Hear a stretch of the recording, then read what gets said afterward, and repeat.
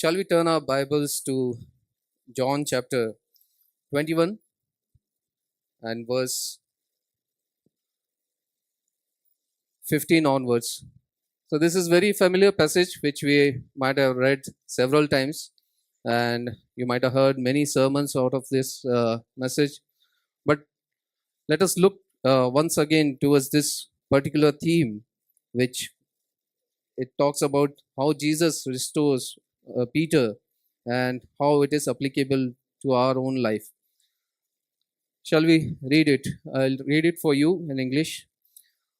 So when they had eaten breakfast, Jesus said to Simon Peter, Simon, son of Jonah, do you love me more than this? And he said to him, Yes, Lord, you know that I love you. And he said to him, Feed my lambs. He said to him again in the second time, Simon, son of John, do you love me? He said to him, Yes, Lord, you know that I love you. And he said to him, Tend my sheep. He said to him on the third time, Simon, son of Jonah, do you love me? Peter was grieved because he said to him the third time, Do you love me? And he said to him, Lord, you know all things. You know that I love you. Jesus said to him, Feed my sheep. Most assuredly, I say to you, when you were younger, you greeted yourself and walked where you wished. But when you are old, you, you will stretch out your hands, and another will greet you and carry you where you do not wish to.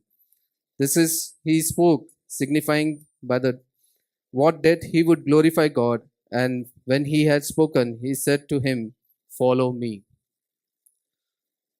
So here is a very familiar scripture, and if you read the entire chapter of John 21, it focuses basically on the primarily two disciples, the John who himself was writing, and second is Peter. And Peter is the one who loved Jesus, and John is the one whom Jesus loved. That's what the scripture describes over here. So we might also fall into some category where we are very passionate about Jesus, and definitely Jesus loves each one of us. Okay, but our focus and the important thing as we read over here that God not only know when you were born, but he also has a plan for you, and also he knows how you're going to die. That's what we read. So how wonderful it is that we don't have to worry how we are going to die, either in aircraft, in a plane crash, or an accident, or a normal death, or whatever. God has everything planned. He knows very well. We don't have to worry. Isn't that good for us? We don't have to worry how we are going to live till the end, or what is going to happen when we die. There will be people to take us and bury us and do all the procedures. Don't worry for that. So praise God that God always has a plan for us and how we are going to live, how we are going to die, and what is our destination. It is already secured in Christ Jesus. Amen. But let us now focus on Simon Peter, who loved Jesus. Now, when we read this entire chapter, just imagine with me, because before this, there is an episode or incident which has happened where all disciples, Peter said, I am going back to my own profession. Okay. So it is almost like 3 or 4 weeks back when Jesus was crucified and he has resurrected. Although he has visited them several times, but still, Peter, he is saying that I am going back. And here we can say that, and as Peter said, and along with him, there were other disciples. In the verse 2, we can say that I am going back to fishing. And he said and the disciples again said to him, we are also coming with you. So what we see over here that the Peter, and then we see that Jesus coming and visiting, means calling them, and they were whole night, they were doing all the fishing, but they couldn't catch any fish. We know the story. And then Jesus says, put your net on the other side. And as soon as the voice comes and it hears, the John says, this is the Lord. And when John says, this is the Lord, immediately, what does the Peter do? He was not wearing any clothes. He pulls up his clothes from the boat, wears it up, and jumps into the sea. And then he is swimming. He swam almost like 100 meters, and he is coming on the shore.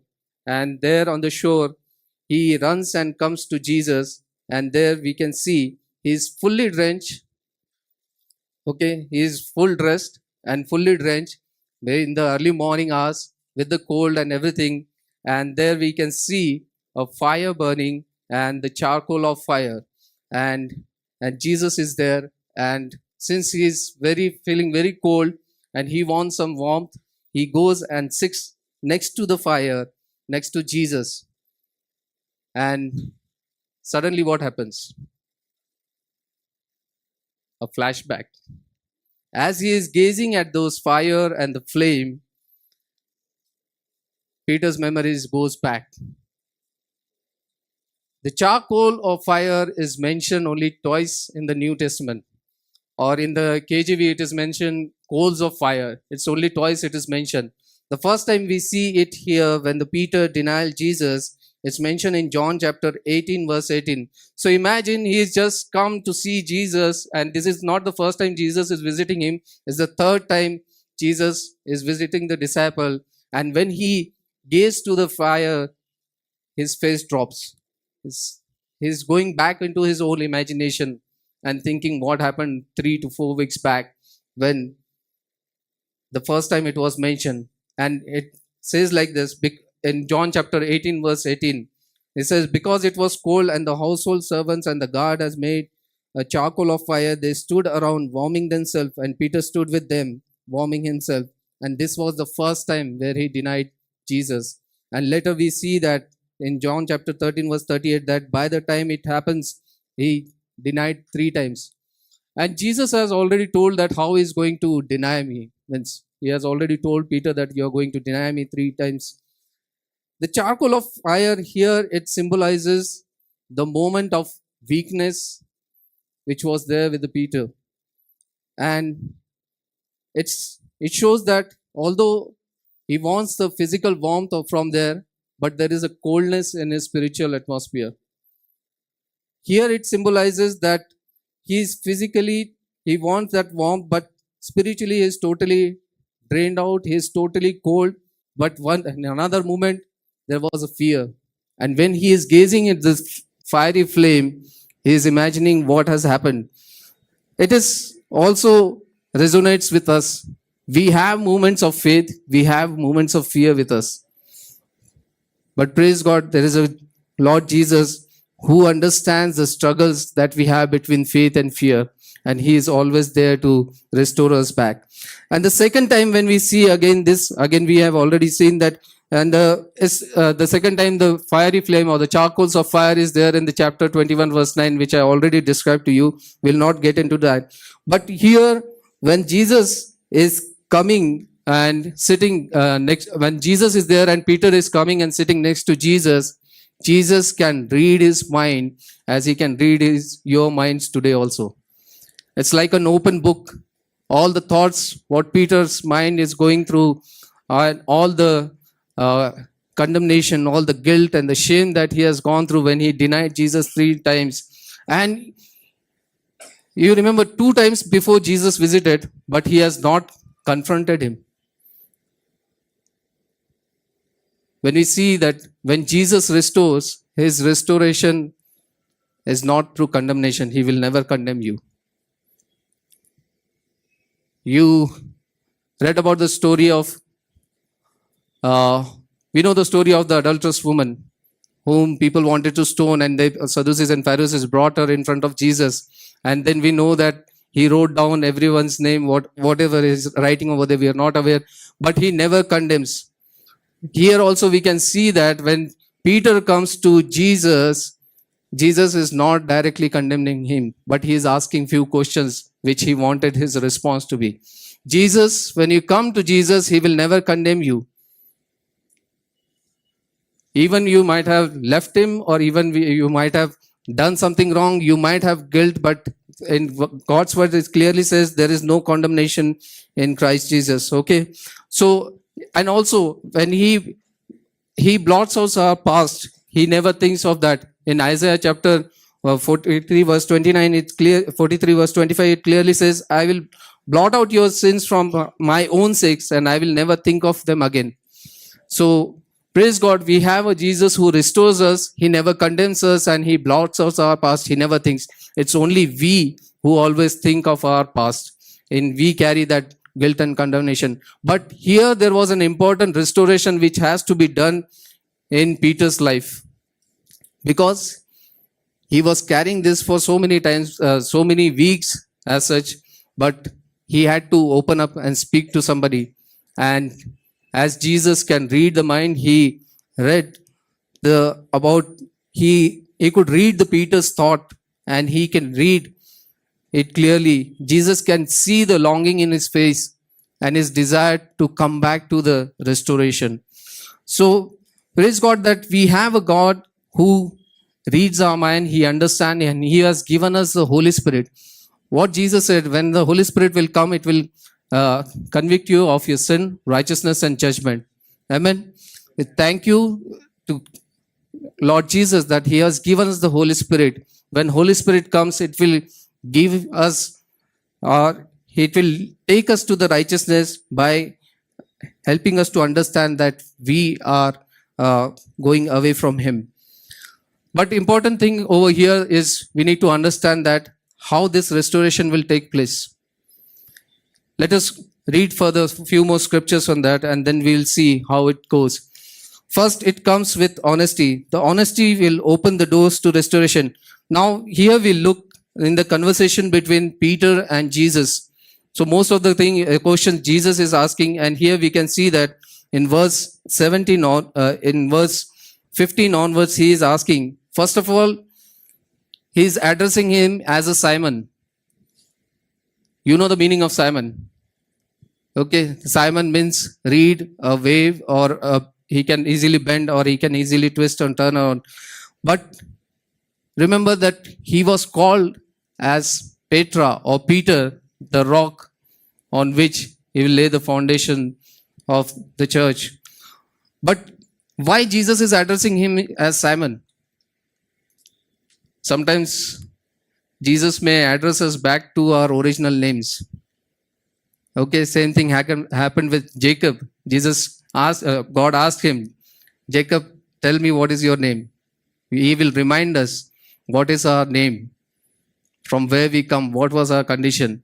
Because why he is reminding him? Because of his fall, he has shown that he is not yet attained that status where he could be the rock on the foundation which Jesus was going to build his house. Here we see the two questions which Jesus is asking him is about, first, do you love me more than this? So there were disciples around him, maybe around 6-7 disciples, not everyone was there. And in front of them, he is asking him, do you love more than this? And we read here the response of Peter. And Peter is saying, yes, Lord, you know that I love you. So here in English language, the word love doesn't describe it properly, but the literature, it is written in Greek where it says, Jesus is asking him the first two questions, do you love me? It's the word in Greek is agapo or agape, what we say, which is an unconditional or selfish or sacrificial, unselfish love. And where the Peter is responding, it's a filio. Okay, let me just put it in a simple way to give you an example. Young boy and girl, they are dating together, and when they go out, every time the girl is asking the boy. After some days, the girl started to ask, and always girl has that eagerness whether the boy is definitely going to live with me or not, to ask that question. So the girl asked this boy, do you love me? And the boy is looking at the girl and said, I am fond of you. I like you. Again, the girl asks, do you love me?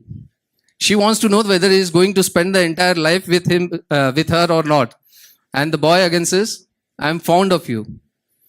This is the same conversation which is happening between Jesus and Peter. Jesus is saying, do you agape me? Do you have that unconditional, selfless love? He is saying, Lord, I like you. But the important thing is he is honest. Because once he has said, Lord, I will give my life for you. If no one stands, I will be still there with you. But now he is coming to the position, and with the humility, he is saying with an honesty that, Jesus, I am fond of you. I like you. Because the word clearly says, Jesus said, if you love me, follow my commandments. How many times we say that we love you and then we don't do what the Spirit is prompting us? So better to be honest. The honesty will open the door to restoration. If you want to get restored with God, you need to be honest in front of Lord Jesus, in front of him as we come. And the third time when Jesus asked the question, and the third time when he asked, he says in verse 17, and Simon, son of Jonah, do you love me? And then Peter is grieved because he has asked him the third time. And this time, the love word which Jesus is using, this is filio. Why it is that? Because Jesus will come down and accept us as we are. He knows what is our response. He doesn't want an agape love. We are imperfect. We cannot give the agape love back to God. But he comes down and accepts us just as we are. And he's saying to Peter here that, do you filio me? And Peter says, yes, Lord, you know all the things. You can hide anything with your spouse, maybe with your parents, with your friends or other thing, but you can't hide yourself with God. So better be honest in front of God whenever you come to worship, whenever it comes to exalt his name, whenever you are coming in his presence. Be honest, portray yourself just as you are. And that's where the restoration begins. And here we see when Jesus asked him third time and he accepted the Peter's current status, how he was. He was lost. He was honest. He was not in his full confidence, but still Jesus accepted him. And Jesus is willing to accept each one of us the way we love him. Amen? Isn't it grateful? We cannot have that agape love for God. Can we have? Can anyone show the agape love? No one.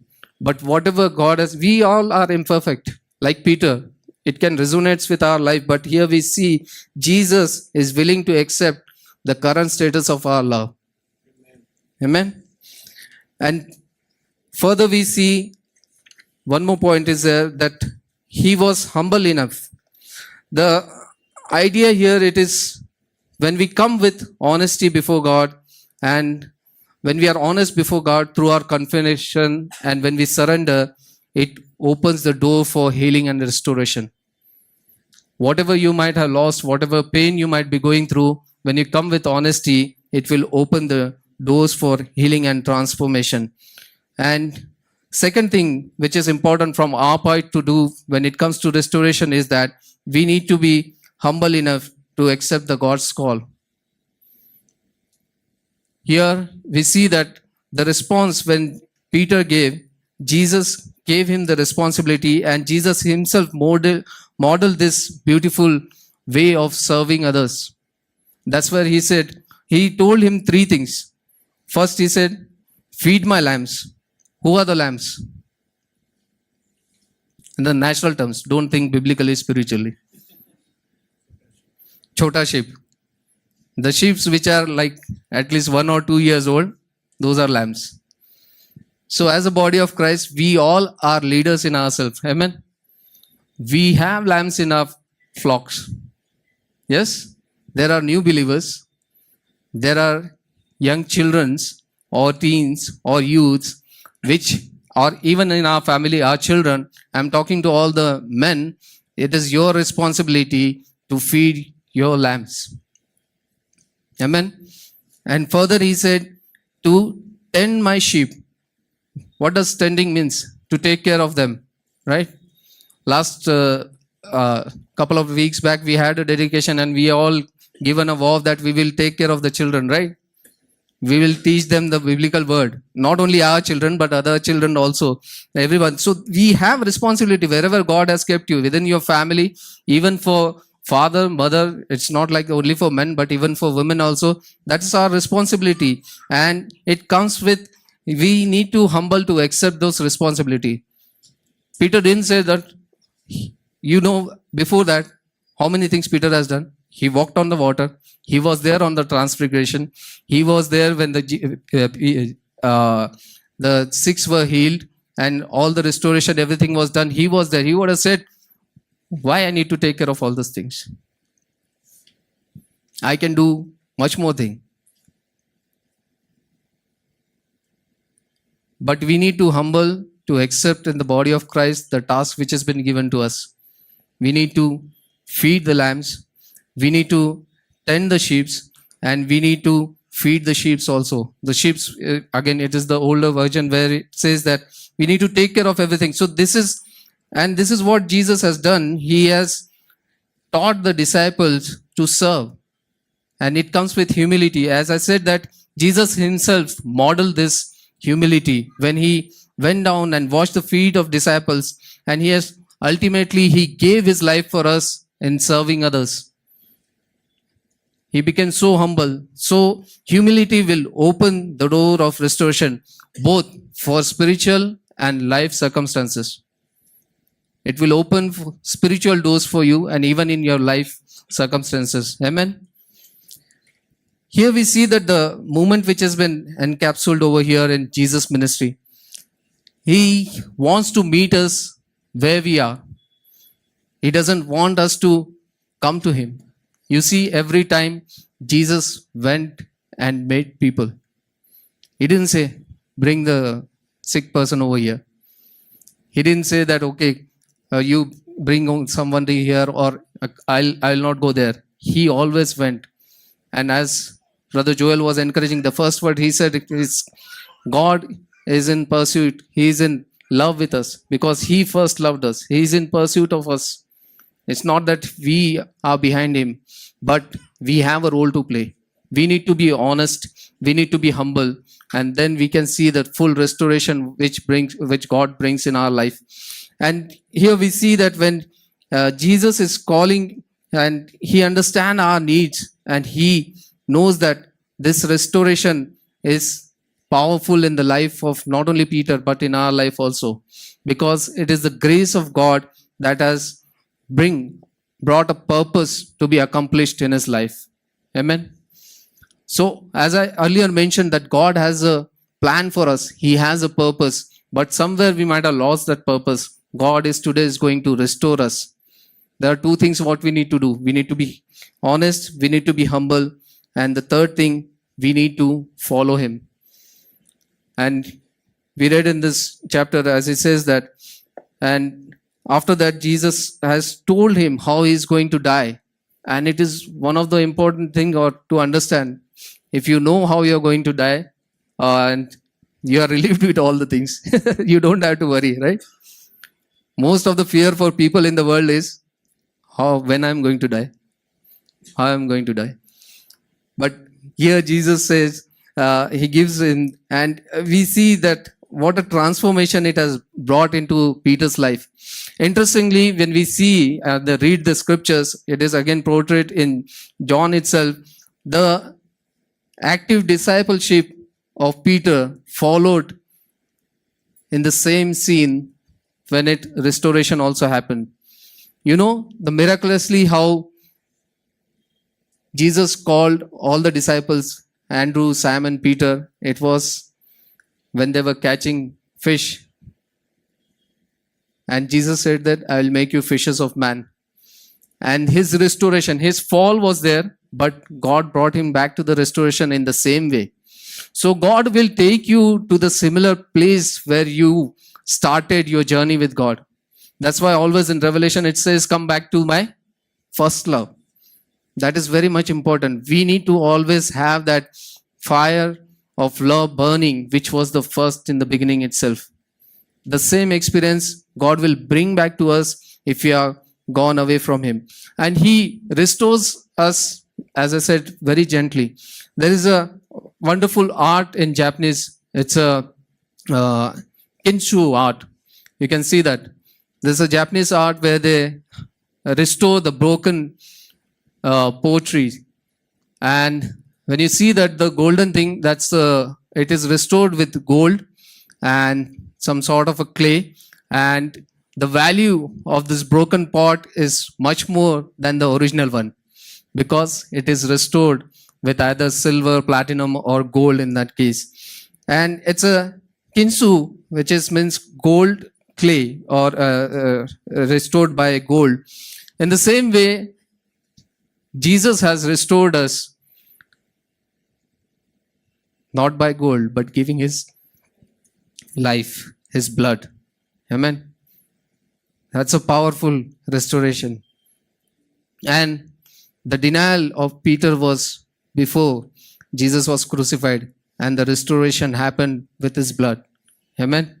And the same way, Jesus is going to restore us. He has already restored us, but we need to look to the beautiful picture what he has made out of us. We were all broken, as the word clearly says that the sacrifice in Psalm 51 verse 17, it says, the sacrifices of gods are broken spirit, a broken and contrite heart, O God, you will not despise. When we come to him with honesty and humility, he meets us with grace.